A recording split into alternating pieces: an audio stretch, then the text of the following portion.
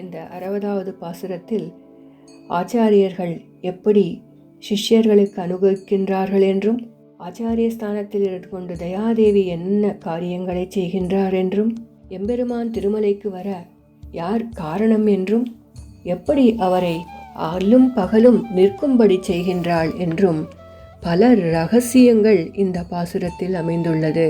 மிருது ஹிருதயே தயே மிருதித காம ஹிதே மஹிதே த்ருத விபுதே புதேஷு விததாத்ம துரே மதுரே விருஷகிரி சார்வபௌம தைதே மயிதே மகதிம் பௌகநிதே நிதேஹி பவமூலஹராம் லஹரிம்.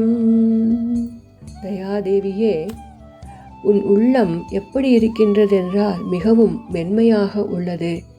சேத்தனர்களின் சிறு கஷ்டங்களையும் நீ பொறுக்க மாட்டாய்.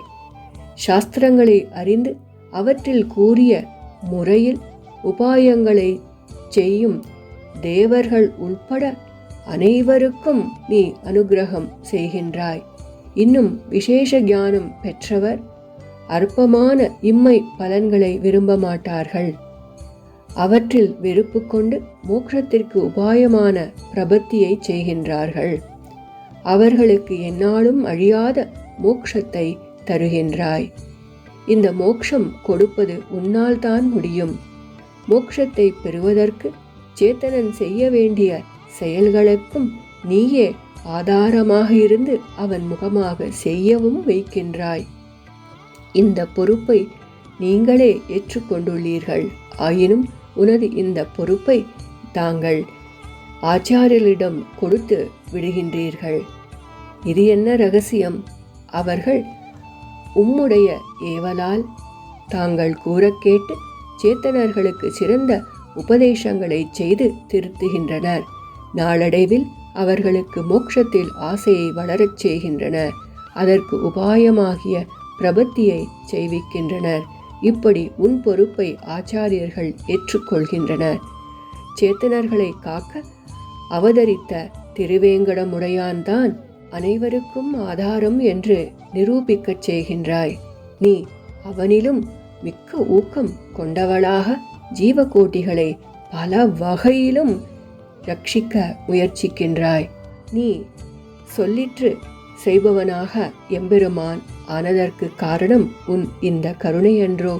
மேலும் நீ எல்லோருக்கும் எல்லா நன்மைகளையும் புரிந்து கொண்டு சர்வ மங்களுக்கும் உறைவிடமாய் உள்ளாய்.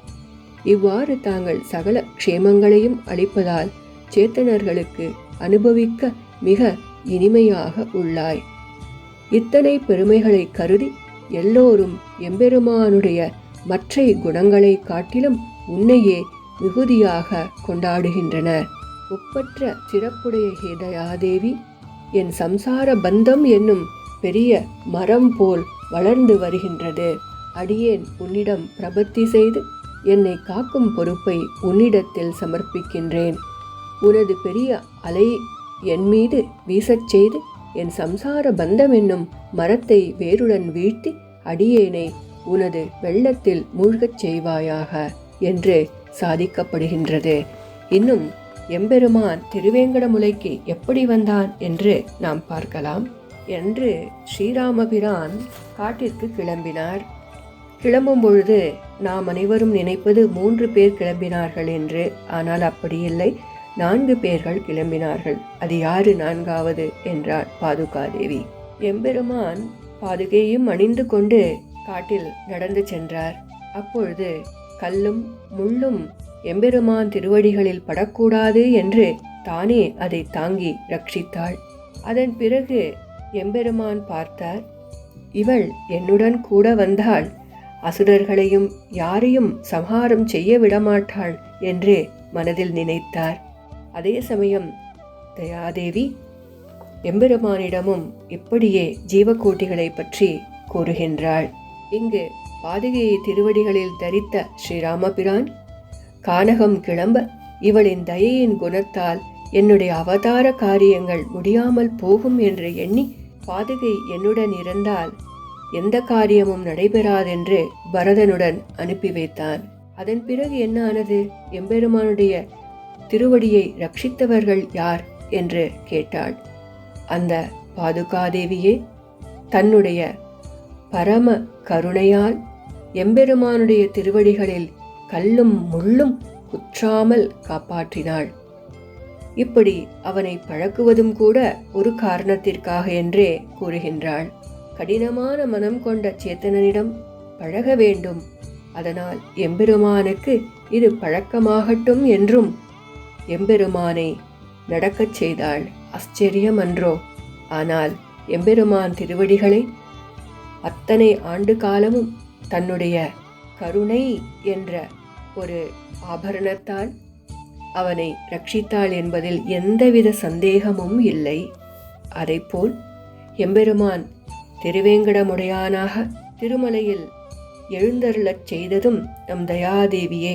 உலகத்தை காக்கும் பொறுப்பை அவனிடம் ஒப்படைக்க வேண்டும் என்று அவனை வா என்றால் வரமாட்டான் என்று எப்படி பாதுகையை பெறுவதற்காக எம்பெருமான் அயோத்திக்கு திரும்பி வந்தாரோ, அதைப்போல் தன்னை பெறுவதற்காக எம்பெருமான் வைகுண்டத்தை விட்டு வரட்டும் என்று தான் முதலில் திருமலையில் எழுந்தருளினாள்.